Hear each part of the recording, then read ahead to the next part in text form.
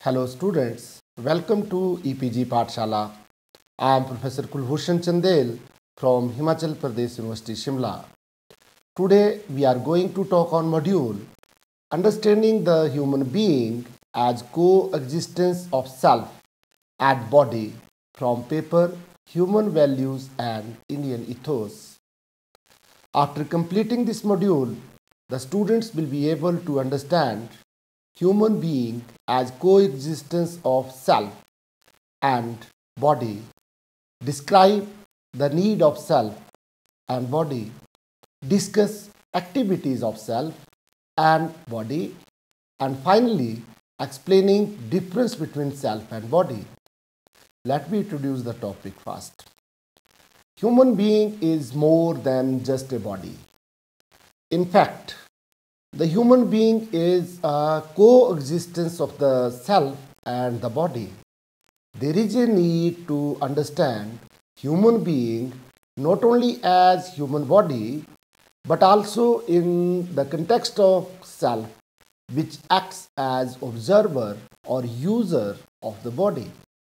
Body is the physical appearance with a particular structure and features, whereas self is the aliveness of the persons, that is, the entity that keeps the body. To understand basic difference between body and self, answer to simple question will help, like who need food, I or body? Who needs shelter? Who needs clothes? Who needs respect? Who needs happiness? The answer for first three questions is body and remaining two is I. However, the further discussion will help in understanding with this difference clearly. However, the further discussion will help in understanding this difference clearly. Self and body are different in terms of their needs. Needs of the body are physical in nature. However, the needs of self are not physical in nature. Body needs food for nourishment, clothes for protection from different kinds of weather, and some other facilities to ensure right utilization of the body. These can be categorized as physical facilities or subidha. Self needs respect, happiness, trust, etc. Thus, the need of self is to live in state of continuous happiness. There is a need to work for physical facilities of body. It is equally important to work for self to ensure respect, happiness, and trust in I. Needs of body and self. Continuous or temporary for body, the food is a temporary need. For example, X friend offer him burger and X eats it. After finishing it, if he has no desire to eat more, then some friends' insistence for having more burgers will turn into punishment. In other words, body needs food only periodically. Similarly, body does not require same type of clothing during different weather conditions. Its needs for clothing is temporary. One cannot wear same sweater or warm clothes during winter and in summer. Body requires a change in clothing according to different weather conditions. There is a need to protect body from adverse weather conditions, and therefore a house is required. House provides shelter and protection, but one cannot live in house or in a room throughout one's life to remain protected. It will become imprisonment. Thus, house is needed for a limited time during day or different days. So, need for house is also temporary in nature. In the same way, other facilities for the body are required temporarily. For example, one cannot sit in an aeroplane for a very long period. This can be concluded that body does not have a continuous need for physical facilities, clothing, food, shelter, and other facilities are also required for some amount of time, or in other words, the body's needs for physical facilities are temporary in nature. On the other hand, the needs of self are continuous. Everyone wants to be happy all the time.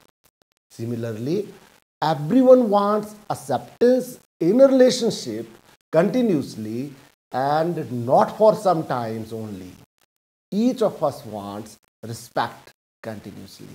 No one wants to lose the feeling of being respected or feelings of happiness even for a single minute. Thus, need for I are continuous. Thus, needs for I are continuous in nature, whereas the needs for body are temporary. There is not a single need of body that is continuous. This is also true in case of need for air. While breathing, one inhales once and next moment one exhales.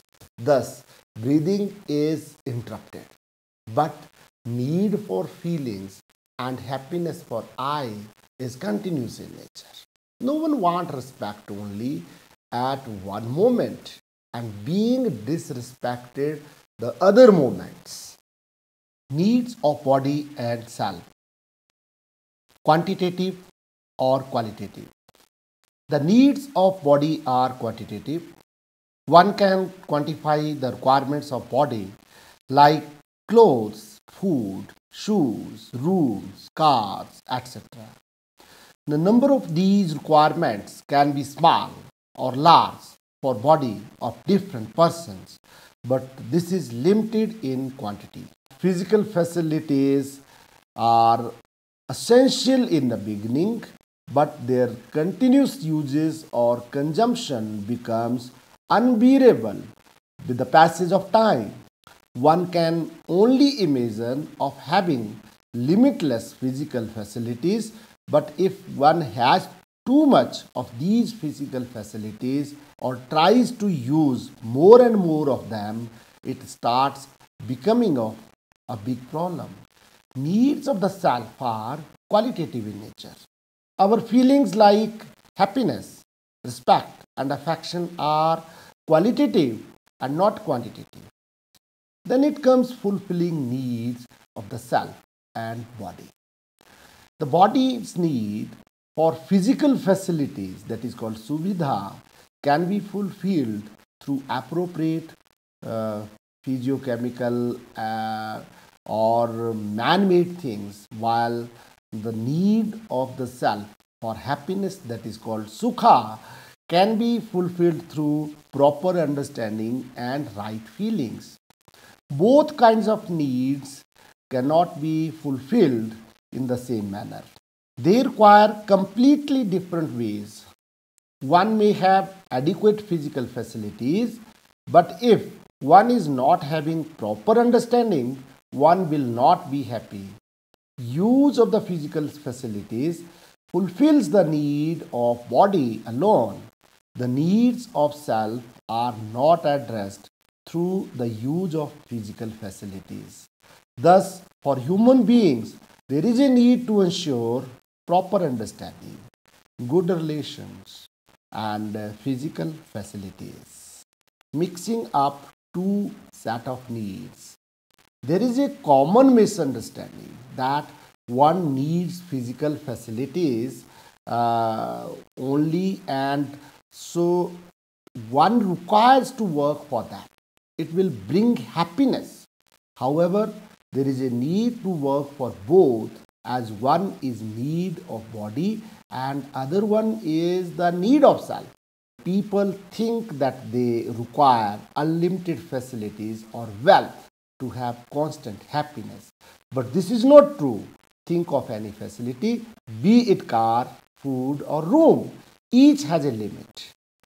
Another point to discuss here is that people think that physical facilities bring appreciation from others and consequently it brings happiness for self. This is again not true. For example, if one is having a luxury car, it may bring appreciation from someone or may arouse jealousy in the mind of someone else. There is one more common mistake made by the people. They think that good clothes ensure respect from others, but this is not true. Activities in the self and body. The earlier discussion has thrown light on the needs of the body and self. Now discussion will be carried out on the activities in self and body to have further insight into the difference in the concept of self and body. In our daily life, various activities are carried out.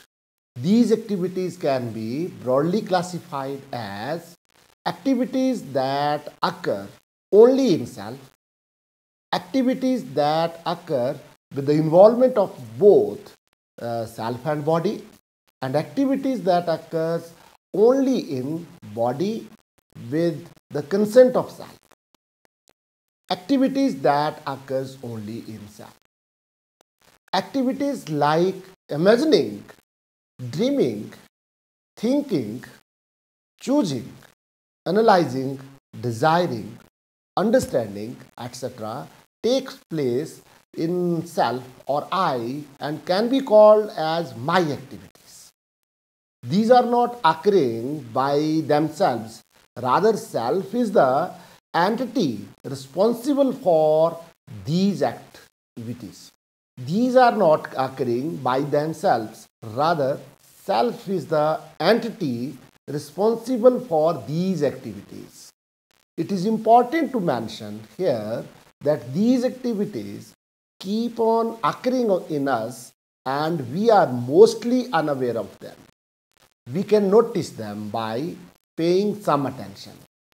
Another point of worth mentioning here is that these activities take place whether maybe the state of body. For example, one cannot stop thinking even if one is sick and in a hospital bed. Activities happening with the involvement of both self and body. There are various activities like running, walking, eating, doing household, seeing, smelling, listening, etc. that take place with the involvement of body and eye. The choices and decisions are made in self and these are implemented through the body. For example, in case of eating, one first decides the food to eat, use hands to carry food to mouth, use mouth to chew food and then swallow it. Thus, eating activity involves both self, which makes choice, and body, which carries out the activities. Now, the question is, who gets the taste of the food, self or the body? The answer is obvious, that is me or self. In case of listening, both body and self are involved. For example, P's father asked him to get medicine from other room. P goes to the room, brings medicine and gives it to the father. Here, the body's participation is to receive the words of father. Eye's involvement is to receive information from the body and to get the meaning of those words and give direction. Then body works accordingly. Activities that occur only in body with the consent of self, blood flow, digesting, breathing, etc., are the activities that occurs by themselves but with the consent of I. These activities do not active participation of self. In other words, I does not require to pay proper attention to these activities to make them occur. For example, breathing happens by itself and with I's consent. That is, I can stop breathing when I wishes to do so, but does not require to pay particular attention to keep breathing. These activities are called as bodily functions or simply the activities of body. Activities of knowing, assuming, recognizing and fulfilling in the self. In context of self, which is considered as a conscious entity, there are two more activities performed by self in addition to recognizing and fulfilling. In reality, the performance of recognizing and fulfilling activities in human being depends upon knowing and assuming. Let me summarize the topic now. Human being is more than just a body. There is a need to understand human being not only as human body but also in the context of self, which acts as observer or user of the body. Body is the physical appearance with a particular structure and features, whereas self is the aliveness of the persons, that is, the entity that keeps the body. Self and body are different in terms of their needs.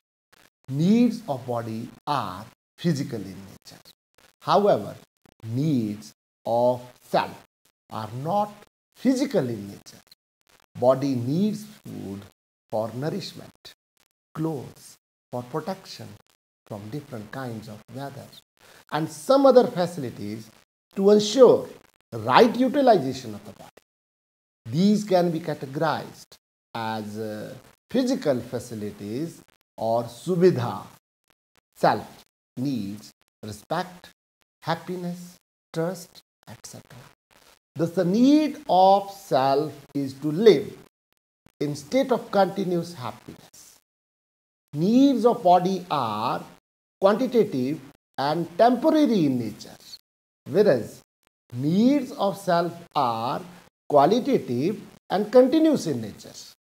Activities like imagining, dreaming, thinking, choosing, understanding, etc.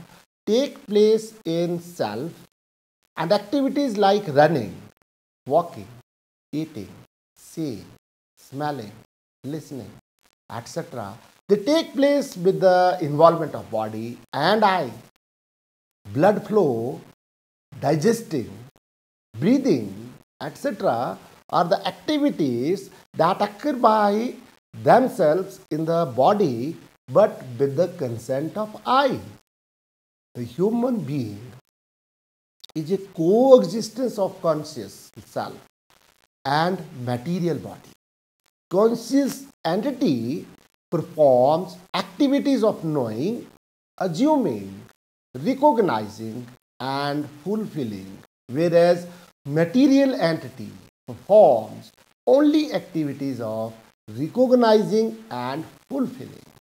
There is a need to work for physical facilities of body. It is equally important to work for self to ensure respect, happiness and trust in I. The body's need for physical facilities, that is called suvidha, can be fulfilled through appropriate physiochemical or man-made things, while the need of the self for happiness, that is called sukha, can be fulfilled through proper understanding and right feelings. Thank you.